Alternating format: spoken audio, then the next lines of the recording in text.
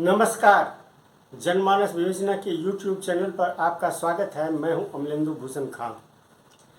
केंद्र सरकार अपने कर्मचारियों को किस तरह से डराती और ये एक तरह से बरगलाती है, इसका नमूना आप सीधे तौर पर देख सकते हैं।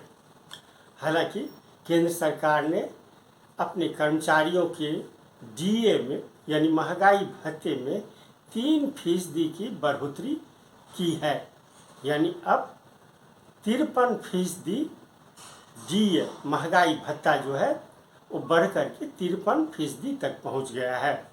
पहले यह महंगाई भत्ता 50% पर था।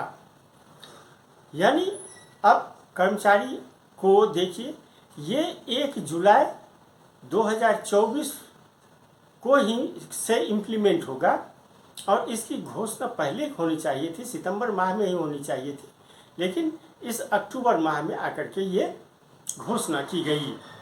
यानी महाराष्ट्र, झारखंड में चुनाव है और 2-3 राज्यों में लगभग 50 सीटों पे उपचुनाव भी है विधानसभा के। तो इस तरह से कि केंद्र सरकार के कर्मचारी किस तरह से बरगलाए जा रहे हैं, वह ये एक तरह से देखा जा सकता है। इसके अतिरिक्त 7th पे कमीशन जो है, उसके रिपोर्ट में स्पष्ट रूप से कहा गया है कि 50% से ऊपर महंगाई भत्ता होने के बाद वो महंगाई भत्ता जो है वो बेसिक में जुड़ जाएगा। यानी जिन कर्मचारियों को यानी महंगाई भत्ता जुड़ेगा, लेकिन केंद्र की मोदी सरकार इस पर चुप्पी साधे हुए है।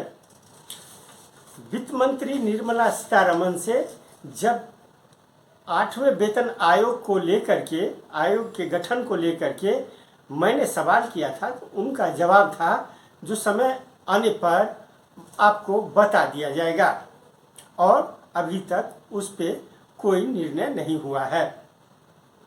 रेल मंत्री और सूचना एवं जनसंपर्क मंत्री जो हैं, ये सूचना एवं प्रसारण मंत्री अश्विनी वैष्णव हैं, और उन्होंने कैबिनेट की जो आज बैठक के बाद डीए की जानकारी दी, तो उनसे सवाल किया गया जो 8वें वेतन आयोग को लेकर के सरकार क्या कर रही है, तो उनका जवाब था जो इस पर अभी कोई बातचीत नहीं हुई है। असल बात यह है कि केंद्र सरकार के लगभग 48 लाख कर्मचारी हैं और लगभग 70 लाख पेंशनर हैं, पेंशन भोगी हैं।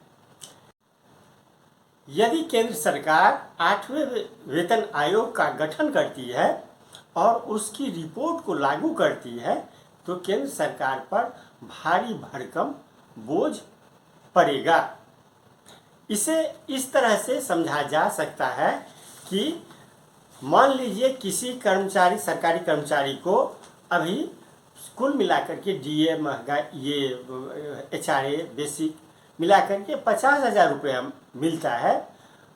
अगर 8वें वेतन आयोग की रिपोर्ट को लागू किया गया तो ये तनख्वाह जो है बढ़ करके लगभग लाख रुपए तक पहुंच जाएगा।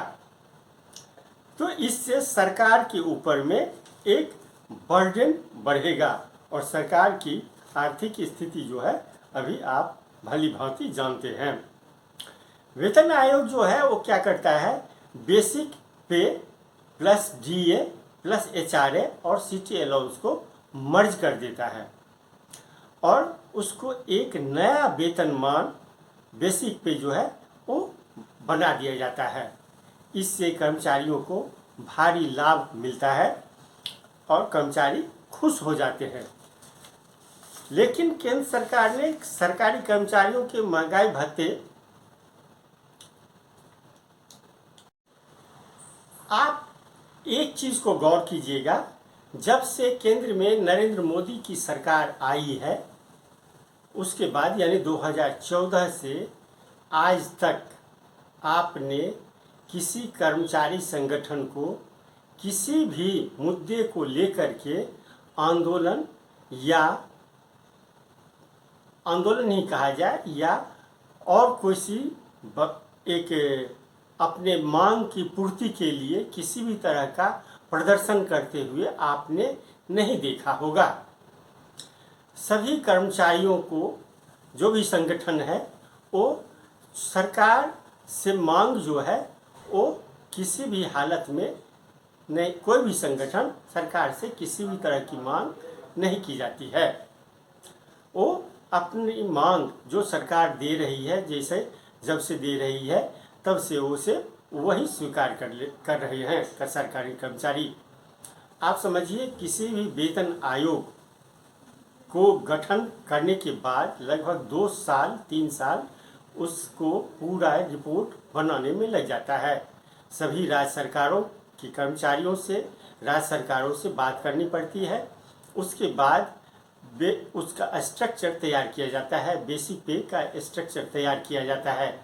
इस स्ट्रक्चर को तैयार करने में 2 से 3 साल का वक्त लगता है। 7वें वेतन आयोग की रिपोर्ट जो है वो 2016 में लागू की गई थी, यानी 2026 में 8वें वेतन आयोग की रिपोर्ट लागू होनी चाहिए। तो 2026 में जब 2026 में वेतन आयोग की रिपोर्ट लागू होगी तो 2024 में तो निश्चित तौर पे आयोग का गठन कर दिया जाना चाहिए। लेकिन केंद्र सरकार अभी तक आयोग का गठन ही नहीं किया है। आयोग का गठन नहीं होगा तो फिर वेतन आयोग नए वेतनमान कहां से सरकारी कर्मचारियों को दिया जा सकता। आज के लिए बस इतना ही। हमें दीजिए आज्ञा। नमस्कार। आप मेरे चैनल को ज़रूर लाइक करें और सब्सक्राइब करें। आपका बहुत बहुत धन्यवाद।